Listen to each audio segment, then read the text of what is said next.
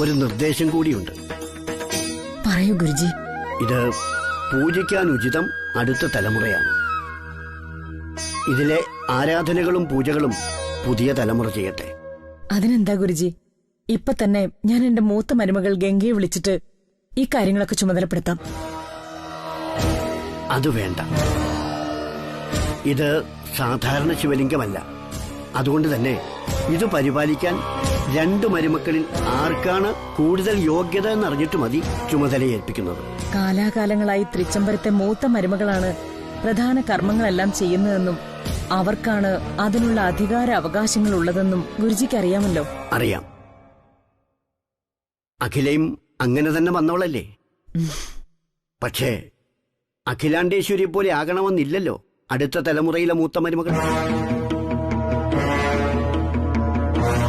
ഒരുപക്ഷെ മൂത്ത മരുമകളെക്കാൾ ശ്രേഷ്ഠതയുള്ളവളാണ് ഇളയ മരുമകളെങ്കിലോ? അതെങ്ങനെ തിരിച്ചറിയാനാകും ഗുരുജി? പറയാം. ഇന്ന് ചതുർത്ഥി ദിവസം. ഇനി പൗർണമിക്ക് 14 ദിവസങ്ങളുണ്ട്. അതുവരെ ഈ സ്ഫടികലിംഗം ഇവിടത്തെ കുടുംബക്ഷേത്രക്കുളത്തിൽ നിമഞ്ജനം ചെയ്യണം. ഈ കാര്യം 2 മരുമക്കളെയും അറിയിക്കുകയും 14ാമത്തെ പൗർണമി ദിവസം അവരെ കുളത്തിലിറക്കുകയും ചെയ്യുക. മരുമക്കളിൽ ആരുടെ കൈകളിലാണോ ഇതാദ്യം കിട്ടുന്നത് അവർക്ക് മാത്രമാണ് ഇത് പരിപാലിക്കാനുള്ള യോഗ്യത.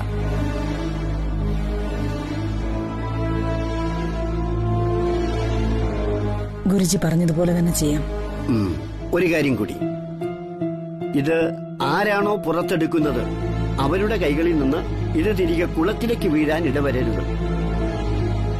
അങ്ങനെ സംഭവിച്ചാൽ അത് തൃച്ചംബരത്തിന് വലിയ ആപത്തുണ്ടാക്കും. അതുകൊണ്ട് എല്ലാം വളരെ സൂക്ഷിച്ച് കൈകാര്യം ചെയ്യണം. ചെയ്യാം. എങ്കിൽ മടങ്ങട്ടെ.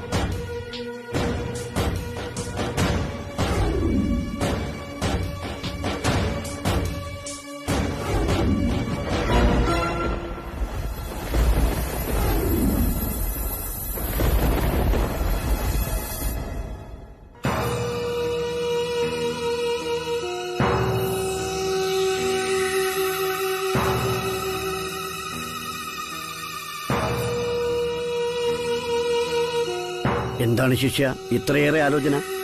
ഇനിയും സംശയങ്ങൾ തീർന്നില്ലേ? ഇല്ല ഗുരുജി, എന്റെ സംശയങ്ങൾ ഇനിയും ബാക്കിയാണ്. എന്താണ് സംശയങ്ങൾ? കേൾക്കട്ടെ. പാചകക്കാരി പെണ്ണ് തൃച്ചംബരത്തെ മൂത്ത മരുമകളാണെന്ന് അവിടുന്ന് പറഞ്ഞു. അതിനെന്താണ്? സ്ഫടികലിംഗം അഖില മേഡത്തിന്റെ കൈകളിൽ കൊടുക്കുകയും ചെയ്തു. അതെ, അതും കൊടുത്തു. അത് മൂത്ത മരുമകളായ ഗംഗയെ കൊണ്ട് പൂജ ചെയ്യിപ്പിക്കാമെന്ന് മേഡം പറഞ്ഞപ്പോ അത് വേണ്ടാന്ന് ഗുരുജി പറയുകയും ചെയ്തു. അതെ, അതൊക്കെ ശരിയാണ്. പക്ഷേ ശിഷ്യന്റെ സംശയം എന്താണ്? അത് ചോദിച്ചുള്ളൂ. പാചകക്കാരി കല്യാണി മൂത്ത മരുമകളാണെന്ന് അഖില മേഡത്തിന് അറിയില്ല. മറ്റു 2 മരുമക്കൾ അവരുടെ കൺമുമ്പിലുണ്ട് താൻ. ഇതിൽ ആരായിരിക്കും സ്ഫടികലിംഗം പൂജിക്കുക? അതാണ് എനിക്ക് മനസ്സിലാവാത്തത്. ഈ സ്ഫടികലിംഗം ഇവിടുത്തെ കുടുംബക്ഷേത്രക്കുളത്തിൽ നിമഞ്ജനം ചെയ്യണം. ഈ കാര്യം 2 മരുമക്കളെയും അറിയിക്കുകയും 14ാമത്തെ പൗർണമി ദിവസം അവരെ കുളത്തിലിറക്കുകയും ചെയ്യുക. മരുമക്കളിൽ ആരുടെ കൈകളിലാണോ ഇതാദ്യം കിട്ടുന്നത് അവർക്ക് മാത്രമാണ് ഇത് പരിപാലിക്കാനുള്ള യോഗ്യത. ഗംഗയാണോ നന്ദനയാണോ സ്ഫടികലിംഗത്തെ വെച്ച് പൂജിക്കേണ്ടത് എന്നൊരു മത്സരം കൂടിയാണ്. അതായത് തൃച്ചംബരത്തെ പൂർണ്ണ അധികാരിയായി വരാൻ യോഗ്യതയുള്ളവൾ ആരാണ് എന്നറിയാനുള്ളൊരു മത്സരം.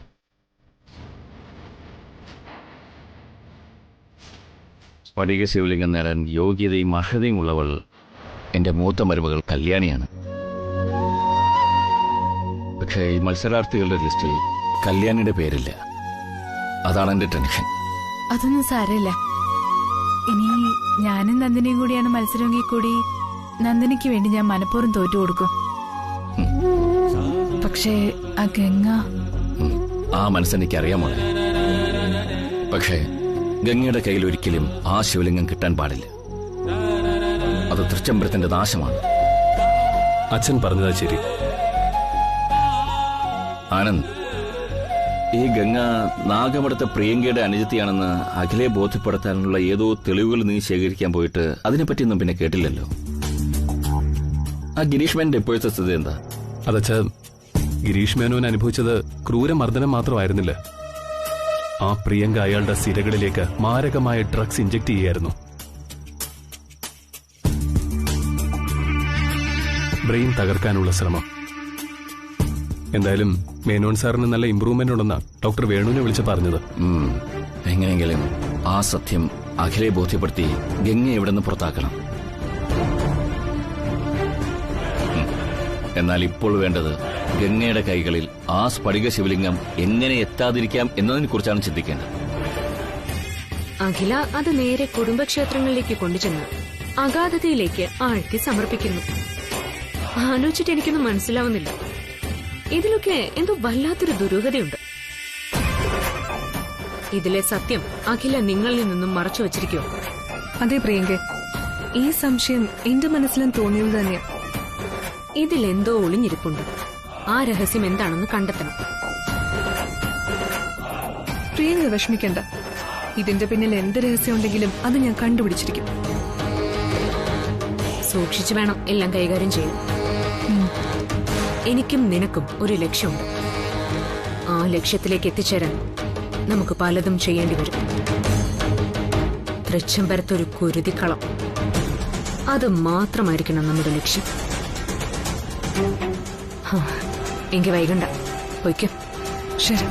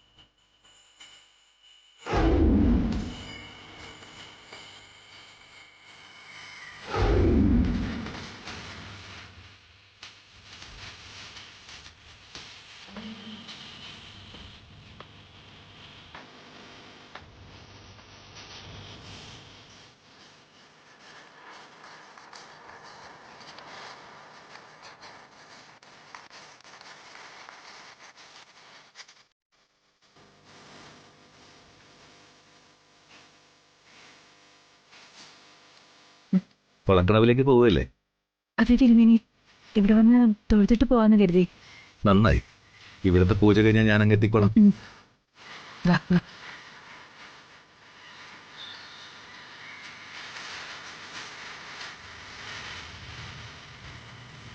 ആന്റിയും മറ്റുള്ളവരും കൊളക്കടവിൽ എത്തും മുമ്പ് നമുക്കവിടെ ഹാജരാവണം. ആനന്ദിന്റെ ജീവന് ആപത്തോ? അതെ.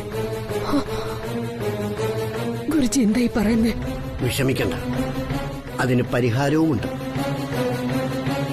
അതായത് വരുന്ന പൗർണമി നാൾ വരെ ആനന്ദ് വീട്ടിലോ നാട്ടിലോ ഉണ്ടാകാൻ പാടില്ല.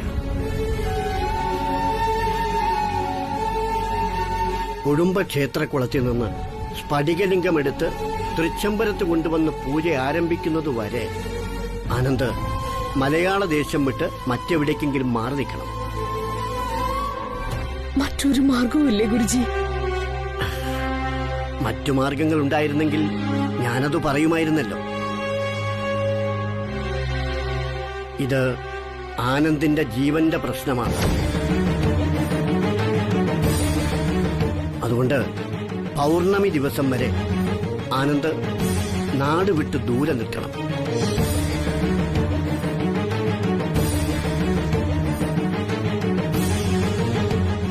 ശരി ഗുരുജി.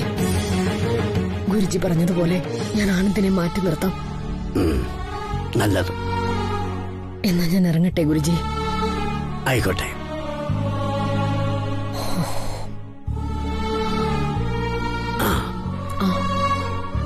അഖിലയ്ക്കും ഒരു കരുതൽ നല്ലതാണ്. യാത്രകൾ വളരെ അത്യാവശ്യത്തിന് മാത്രം മതി. ശരി.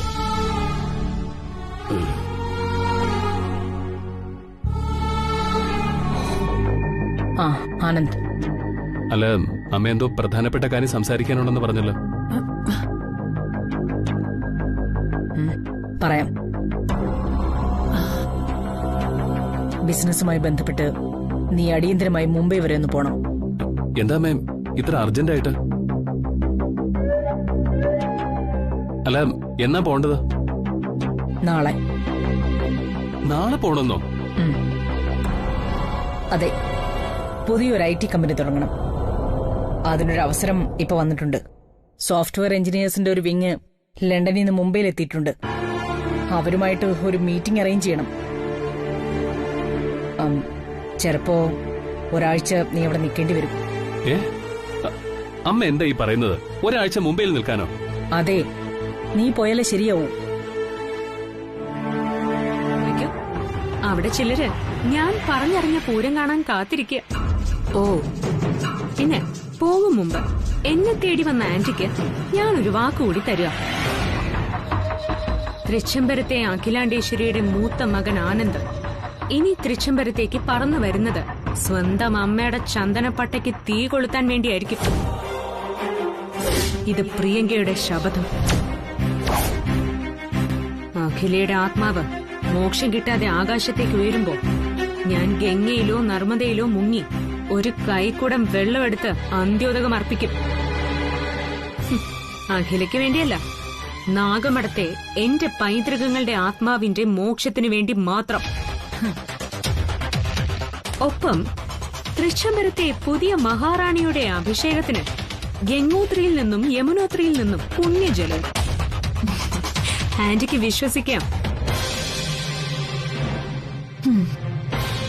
ഞാൻ വിശ്വസിക്കുന്നു. ഞാൻ തൃച്ചംബരത്തേക്ക് മടങ്ങുന്നത് ഈ വാക്കുകൾ കൊണ്ട്. നിന്റെ വാക്ക് പ്രവൃത്തിയാണെന്ന് ഉറപ്പുള്ളതുകൊണ്ട് സന്തോഷത്തോടെ. Good night aunty. See you soon.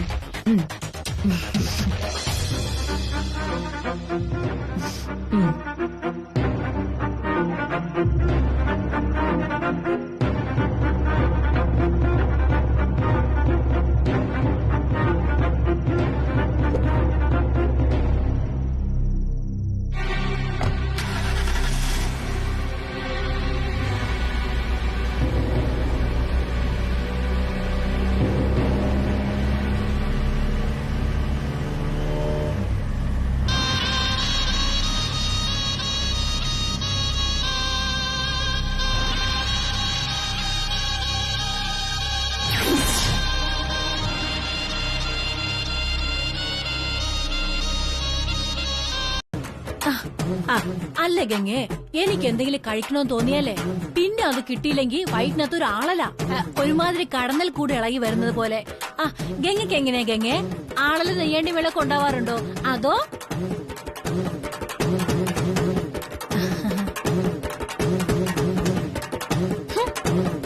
അവൾക്കത്ര പിടിച്ചില്ലാന്ന് തോന്നുന്നു. ഇതൊക്കെയാണ് വിലാസിനാണ്ടി ഇവിടെ വേണമെന്ന് ഞാൻ പറയുന്നത്. എനിക്കൊരു സാധനം കിട്ടിയില്ലെന്നറിഞ്ഞ ആന്റി അപ്പൊ തന്നെ ഈ കിച്ചണിൽ നിന്ന് വിപ്ലവം ഉണ്ടാക്കിയത്. ആന്റി പോയതോടെ ഞാൻ അങ്ങനെ അതെയായിപ്പോയി.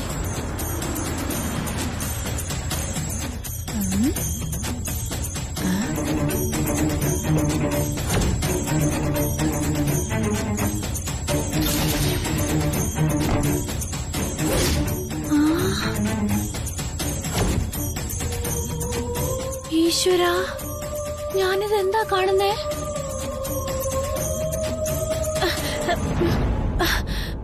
വിശപ്പ് വന്നാ ഇങ്ങനെ തോന്നും നമുക്ക്. വിലാസൻ ആന്റി.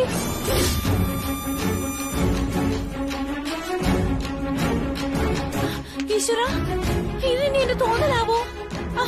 ഗംഗേ, വിലാസൻ ആന്റി പോലൊരു സ്ത്രീ.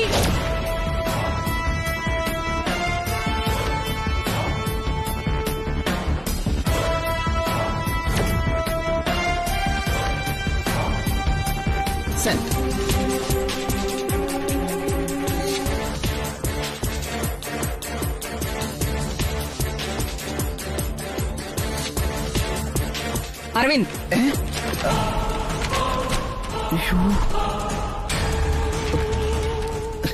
അമ്മേ,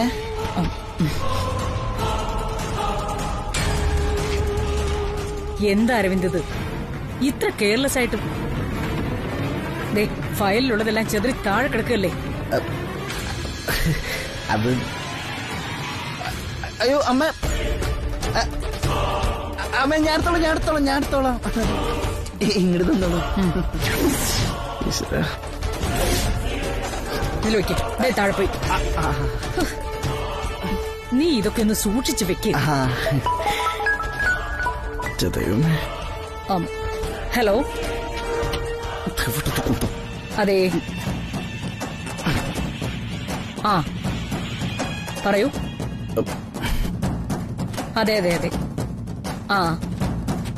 ഞാനിപ്പോ ഒരു ഒഫീഷ്യൽ മീറ്റിംഗിനായി ഓഫീസിലേക്ക് പോവാ. ശരി, അതിനുശേഷം ഞാൻ അങ്ങോട്ട് വിളിക്കാം. ശരി, ഓക്കെ.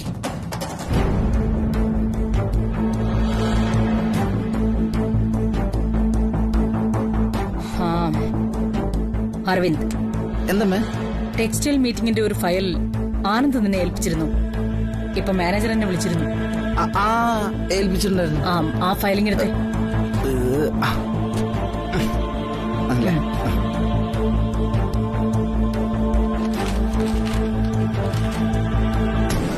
ഓക്കെ.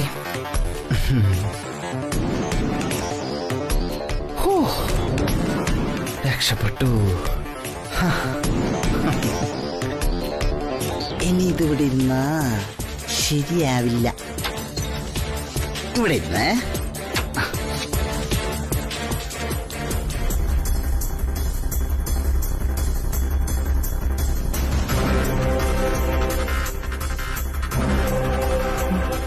സംശയിക്കണ്ട, ആ ഫയൽ ആന്റി എടുത്തോണ്ട് പോയിട്ടുണ്ട്.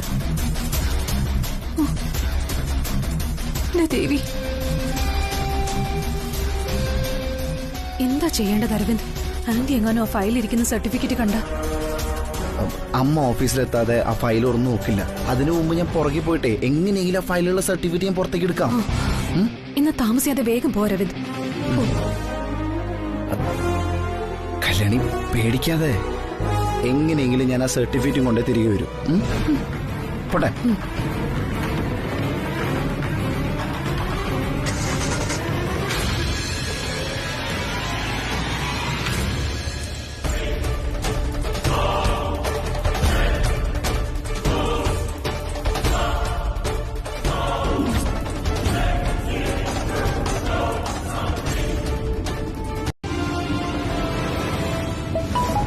ഹലോ. ഹലോ. എനിക്കൊന്നും കേൾക്കുന്നില്ല. ഹലോ, ഞാൻ ഓഫീസിലേക്ക് പോയിക്കൊണ്ടിരിക്കുക. ഹലോ. ഹലോ അമ്മ. ഹലോ അരവിന്ദ്.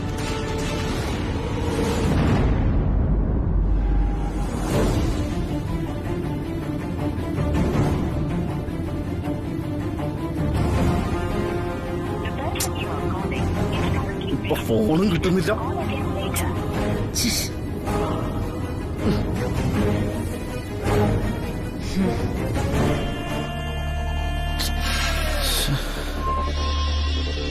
അമ്മേനെ ഈ വഴിക്കായിരിക്കോ ഓഫീസിൽ പോയത്? അങ്ങോട്ട് പോയി നോക്കാം.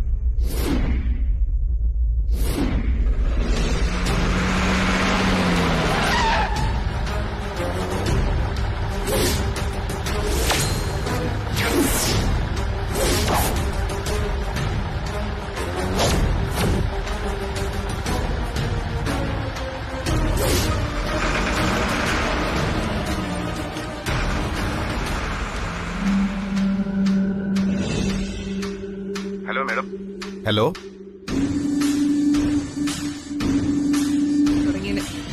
സ്പോട്ടിൽ തീർക്കാനാ പ്ലാൻ ചെയ്തത്. നശിച്ച ലോറി ഡ്രൈവറുടെ പിടിപ്പുകേടുകൊണ്ടാ എല്ലാ പ്ലാനും പൊളിഞ്ഞത്.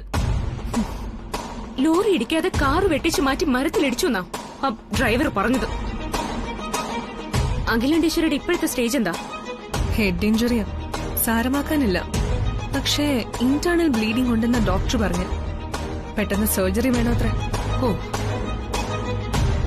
അപ്പോ അഖിലാണ്ടേശ്വരിയുടെ കണ്ടീഷൻ അല്പം സീരിയസ് ആണെന്നർത്ഥം. അവസ്ഥയൊക്കെ സീരിയസ് തന്നെയാ. പക്ഷേ പണക്കൊഴുപ്പോണ്ട് ലോകത്തിന്റെ ഏതെങ്കിലും മൂലയിന്ന് സ്പെഷ്യൽ ഡോക്ടർ, ചീഫ് ഡോക്ടർ എന്നൊക്കെ പറഞ്ഞ് ആരെങ്കിലും കൂട്ടിക്കൊണ്ടുവന്ന് ജീവൻ കൊടുക്കും. അതാണല്ലോ പ്രശ്നം. അങ്ങനെ സംഭവിക്കരുത്. അങ്ങനെ സംഭവിക്കാൻ പാടില്ല. ഹോസ്പിറ്റലിൽ നിന്നും പെരുവിരലും കൂട്ടിക്കെട്ടി വെള്ളയിൽ പൊതിഞ്ഞു വേണം അഖിലാണ്ടേശ്വരി തൃച്ചംബരത്തേക്ക് പോവാൻ. ഞാനും അത് തന്നെ ആഗ്രഹിക്കുന്നത്. പക്ഷേ എന്ത് സംഭവിക്കുന്ന അറിയാൻ വയ്യല്ലോ. ആ ലോറി ഇടിച്ച് സ്പോട്ടിൽ തീർന്നിരുന്നെങ്കിൽ ഇപ്പൊ പട്ടട കത്തി തീർന്നേനെ. ചത്തൊടുങ്ങിയില്ലെങ്കിൽ കൊല്ലണം. ഇതെനിക്ക് കിട്ടിയ സുവർണ അവസരവും. ഇത് ഞാൻ മിസ്സാക്കില്ല. കല്യാണി ഇങ്ങനെ ഇരുന്ന ആന്റിക്കാണ് ആപത്ത്. അതുകൊണ്ട് ഇത് കുടിക്കും. കുടിക്കുക കല്യാണി, പറയുന്ന ഒന്ന് കേക്ക്. രക്തം കൊടുത്തില്ലെങ്കിൽ അവർ ഓപ്പറേഷൻ നടത്തില്ല, അതുകൊണ്ടാ. കുടിക്കും. ആ കുടിക്കേ.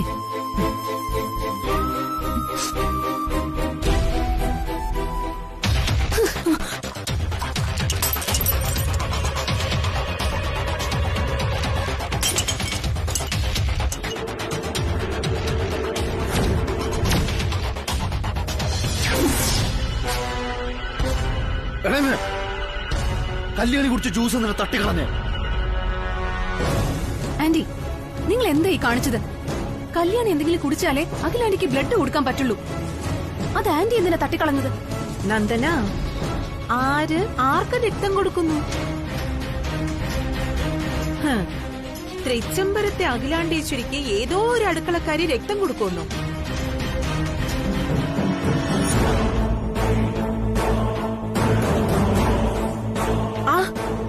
ബ്ലഡ് കൊണ്ടുവന്നു.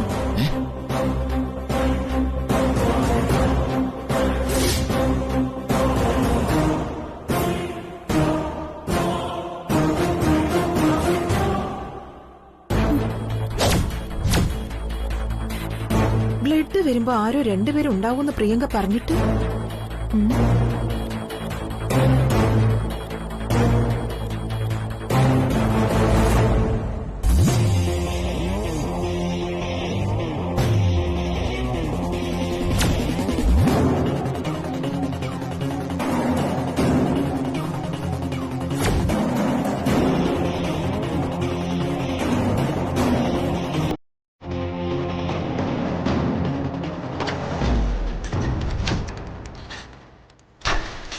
അയ്യോ,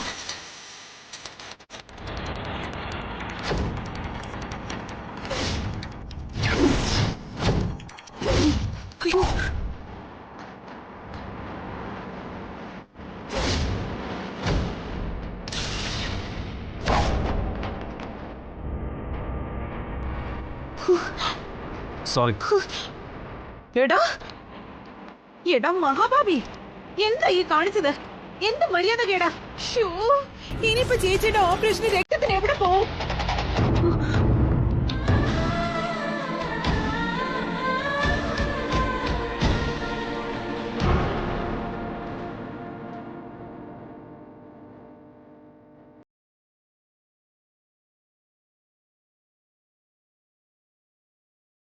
അച്ഛാ,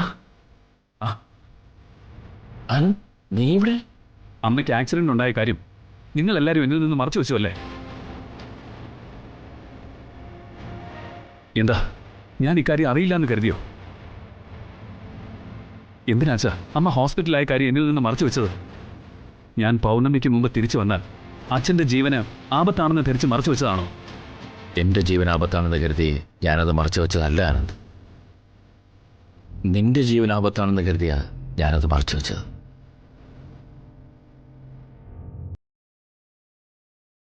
എന്റെ ജീവൻ ആപത്തോ? എന്താ അച്ഛാ ഈ പറയുന്നത്? പറയാം. എന്റെ ജീവൻ അപകടമാണെന്ന് അമ്മ നിന്നോട് പറഞ്ഞത് നുണയായിരുന്നു. ഗുരുജി പറഞ്ഞത് അങ്ങനെയല്ല.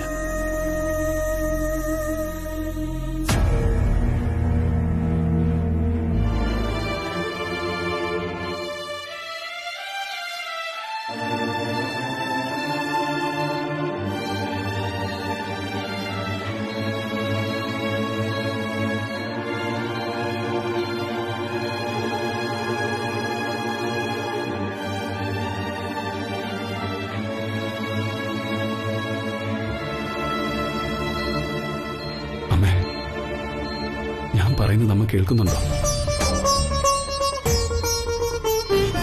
എന്നിട്ടും ഞാൻ അമ്മയോട് തെറ്റ് ചെയ്തു.